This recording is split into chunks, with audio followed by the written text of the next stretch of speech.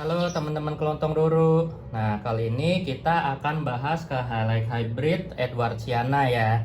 Sebenarnya ini untuk membantu teman-teman yang kemarin ada request, iseng banget sih requestnya menurut saya, itu spesies Edwardsiana. Tapi kalau untuk pure Edwardsiana, itu saya rasa nggak mungkin. Karena dari teman-teman saya pun belum ada yang berhasil memiliki spesimen Edwardsiana atau menumbuhkan Edwardsiana dengan bagus. Nyarinya aja susah ya, setahu saya di Indonesia hitungan sebelah tangan doang, nggak nyampe di bawah 5 kayaknya yang benar-benar punya spesimen Edwardsiana setahu saya. Nah, kemudian untuk sebelum masuk ke hybridnya, ini semua hybridnya yang dari EP ya, yang saya punya dari batch kedua kemarin di 2019. Tapi nggak cuma EP sebenarnya yang rilis, beberapa nursery di Eropa kayak Wistuba sama Carnivero. Kemudian di Malaysia si Malaysiana juga pernah ngeluarin Edwardsiana Pure. Kemudian yang kayak Carnivero dan Wistuba mereka juga setahu saya punya beberapa hybrid Edward. Kalau nggak salah sih Shinya Yamada yang orang Jepang itu juga punya, tapi correct me if I'm wrong, seingat saya ada dia hybrid Edward, cuman nggak tahu dari EP atau dia silangin sendiri. Nah, sebelum masuk ke hybridnya, kita akan bahas dulu sejarahnya Edward ini. Nah, jadi Edwardsiana itu kan pertama kali diambil atau ditemukan untuk dibawa ke Royal Botanic Garden di Kew itu oleh Hugh Slow sama bangsawan Saint John. Itu di tahun 1858. Nah, kemudian setahun sebelumnya langsung dideskripsi di 1859 berarti oleh Hooker, Joseph Dalton Hooker, sama seperti yang namanya diabadikan jadi Nepenthes hookeriana ya. Nah, kemudian setelah itu mulai menyebar luas, tapi tetap penyebarannya terbatas. Even sampai era modern sekarang, Edwardsiana itu masih notorious banget. Notorious itu terkenal karena tingkahnya deh yang jelek. Jadi kalau nepe-nepe Victorian lain kayak Deriana dan lain-lainnya itu kan masih awet ya dari zaman kolonialisme Inggris sampai sekarang semua orang punya. Tapi Edwardsiana sampai sekarang tetap jadi misteri, nggak semua orang bisa numbuhin. Kenapa? Karena si Edwardsiana ini terkenal sekali rewel. Jadi walaupun dia udah ditemuin di tahun 18, pada masa itu tetap para modern grower sekarang, bule-bule pun juga mengalami kesulitan. Di luar itu yang capable dan sangat terkenal bisa menghandle Edwardsiana itu adalah si Carnivero. Nah, Carnivero sendiri pun walaupun dia punya banyak spesimen Edwardsiana yang udah besar, dia juga mengakui kalau spesies ini tuh cukup sulit. Nah, kemudian juga dari locality itu ada dua. Kalau dulu dia kan pertama kali ditemuin di Gunung Kinabalu. Kemudian setelah beberapa lama dia ditemuin juga di gunung sebelahnya Kinabalu, daerah Tambu Yukon. Nah, kemudian kalau lihat bentukannya juga, Edwardsiana ini sebenarnya masih sekerabat dengan 3+1 ya, nepe yang bergerigi. Plus satunya tentu adalah Hamata atau Diabolica. Kalau gitu berarti +2, karena Diabolica sekarang udah jadi spesies sendiri ya. Nah, cuman kan kalau Hamata dan Diabolica udah bukan di Borneo ya, bukan di Borneo yang sisi Malai, tapi makanya kenapa 3+2, karena yang 3 itu hidup di kawasan Malaysia Borneo, yaitu di Gunung Kinabalu, terus Madi sama Tambu Yukon. Mereka adalah trio gerigi Nepenthes yang paling terkenal, yaitu Filosa yang lebih rewel lagi dari Edwardsiana dan sangat highland. Kemudian ada Edwardsiana dan Macrophylla. Nah, kalau Edwardsiana ini jatuhnya lebih ke in between ya. Jadi kalau Filosa itu kartu asnya ya, Edwardsiana ini adalah kartu king, kemudian Macrophylla adalah kartu queennya. Bedanya apa? Kalau Filosa udah pasti bentuk kayak Veichi, geriginya lebih tajam kayak Hamata dan sangat highland. Kalau Edwardsiana ini yang menarik adalah dia bentuknya kayak truncata juga. Tapi menurut beberapa ahli seperti Martin Chick, dia berasumsi menariknya si Edwardsiana ini berkerabat dekat dengan Nepenthes mira, yang kalau nggak salah dari Filipina si Nepenthes mira itu. Kemudian kalau Nepenthes Macrophylla dia juga cukup unik karena dia hidupnya simbiosis kayak Lowi dan dia hanya ditemukan di Gunung Trusmadi. Sedangkan Edward ini ada di Tambu Yukon sama Kinabalu.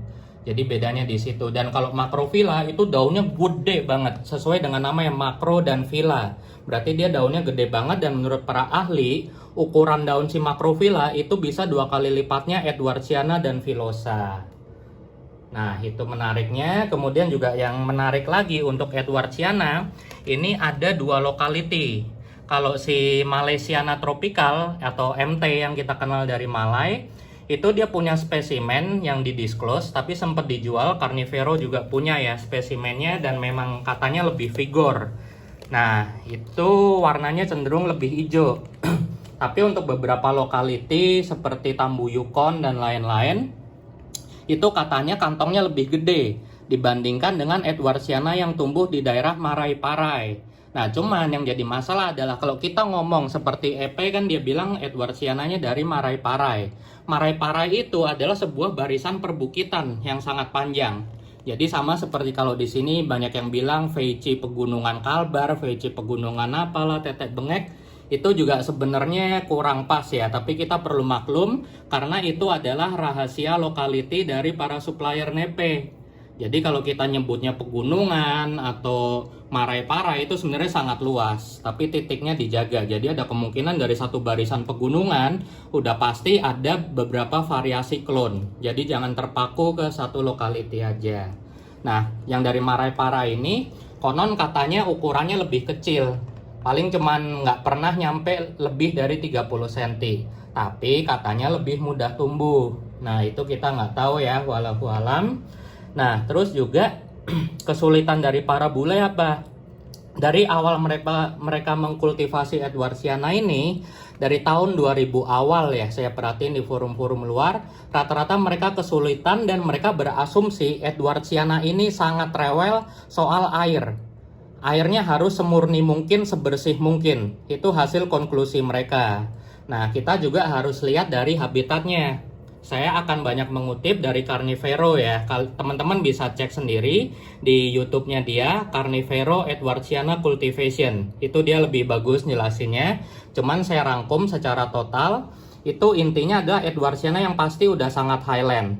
Kemudian yang kedua, dia seperti Bikalkarata di lowland. Dia benci di repot. Kalau sampai mengalami stres karena repotting atau dipindah-pindah, dia bisa mandek tumbuh 6-12 bulan setahun ya. Itu kata Carnivoro yang tempatnya dia aja udah ideal banget. Kemudian juga dia bilang memang ada variasi ukuran, genetik, bentuk, dan warna daun dan sebagainya. Kemudian juga yang saya perhatiin dari Edwardsiana ini, kalau kata Carnivoro, mereka itu suka media yang lembab aja. Jadi jangan sampai medianya buasah banget. Makanya si Carnivoro selain pakai sphagnum perlite, dia juga pakai campuran beberapa batuan lain dan wajib pakai net pot. Jadi ventilasinya harus bagus. Nah, kalau diperhatikan ini ada benernya. Karena kalau teman-teman cek di Google atau di artikel-artikel riset Edwardsiana, mereka kebanyakan hidup di antara dua habitat. Secara epifit di lumut atau di secara terrestris atau di bebatuan perbukitan di lereng gitu ya. Jadi dia seperti Meriliana atau Nortiana. Banyakan hidupnya kalau nggak epifit dia akan hidup di lereng-lereng yang lumayan vertikal kayak gini. Nah, itu berarti mereka bener-bener suka medianya poros dan oksigenasinya bagus. Ya kurang lebih gitulah gambarnya Edwardsiana. Jadi kalau teman-teman mau piara, kami rekomenin piara hybridnya dulu aja. Kalau piara purenya, saya rasa daripada buang-buang uang dan ada resiko ditipu juga, mendingan jangan. Kecuali teman udah punya GH yang bener-bener proper lah, AC-nya 2 PK lebih dan sebagainya. Nah, sekarang kita masuk ke hybridnya ya. Yang paling gampang dulu kita mulai yaitu dari Torelli Edwardsiana. Ini adalah hasil kreasi EP. Walaupun banyak yang bilang, ada yang bilang Torelli-nya EP itu bukan Torelli asli, bla bla bla. Tapi menurut saya doesn't matter. Kenapa? Ya justru bagus. Walaupun Torelli-nya bukan Torelli asli, tapi Torelli yang dibilang oleh EP ini itu bener-bener menurut saya nepe yang sangat valuable. Karena dia memberi daya tahan di lowland, tapi dia nggak pernah egois. Dia selalu ngalah dari segi genetik. Jadi contohnya ini aja, Torelli di silang Edwardsiananya itu bentuknya cenderung Edwardsiana banget. Dan teman-teman pasti tahu hybrid-hybrid EP yang melibatkan Torelli-nya itu biasanya akan cenderung dominan pejantannya. Torelli-nya selalu ngalah. Dan itu kan karakter yang kita mau sebagai grower. Sekarang saya tanya, teman-teman maunya Torelli yang egois seperti keluarga Indochina lain atau Globosa, atau Torelli yang gampang ngalah? Jadi saran saya jangan permasalahin Torellinya EP itu palsu apa enggak dan lain sebagainya. Yang penting buat kita hobbyis, hybridnya itu selalu ngalah dalam hal bentuk, tapi tetap ngasih daya tahan. Nah, Torelli Edwardsiana ini termasuk yang terbukti proven bisa dipiara di lingkungan lowland outdoor ya. Cuman karakter daunnya masih Torelli banget, daun sama batangnya. Cuman siapa yang nggak puas kalau punya tanaman bentuknya Torelli tapi kantongnya Edwardsiana banget kayak gini. Kelihatan dari sini. Ini masih bentuk Edwardsiana banget walaupun geriginya nggak separah Edwardsiana ya.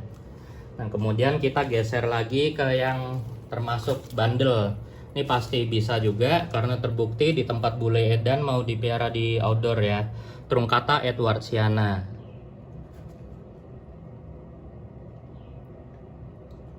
Nah, ini bentuknya juga sebenarnya akan apa ya, relatif bagus.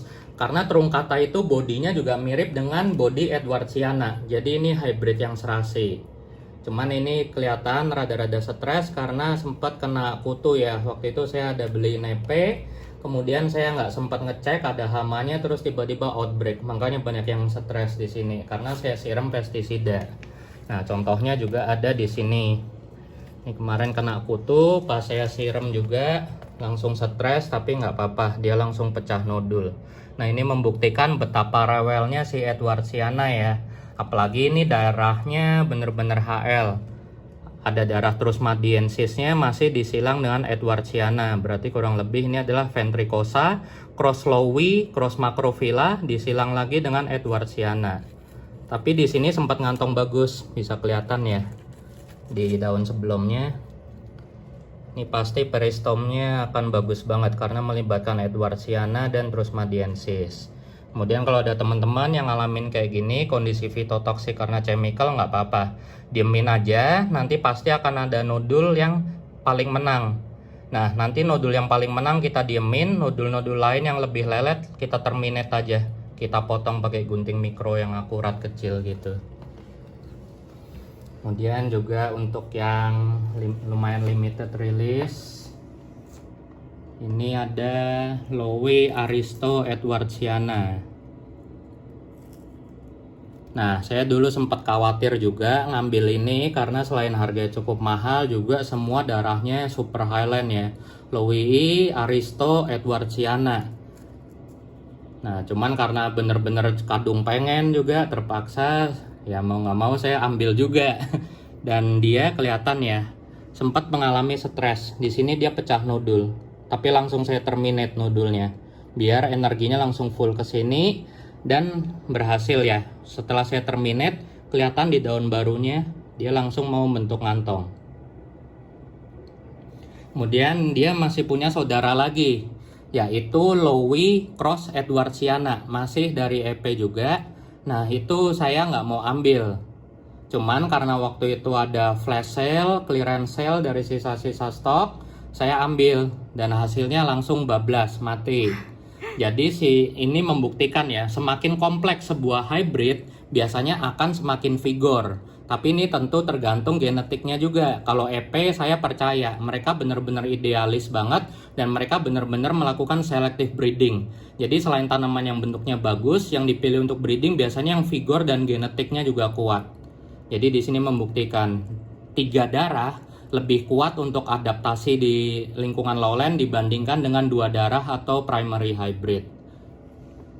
Nah, kemudian ini juga ada yang lebih limited lagi, Maxima Edwardsiana. Saya nggak tahu kenapa ini bisa limited, mungkin Jov yang jadi cuman dikit kali ya si EP tanamannya, jadi dia cuman limited release. Tapi dia nyimpen spesimen yang udah gede banget. Di sini kelihatan sempat stres juga ya, ini noda-noda putih dari anti fungi dan anti pestisidanya.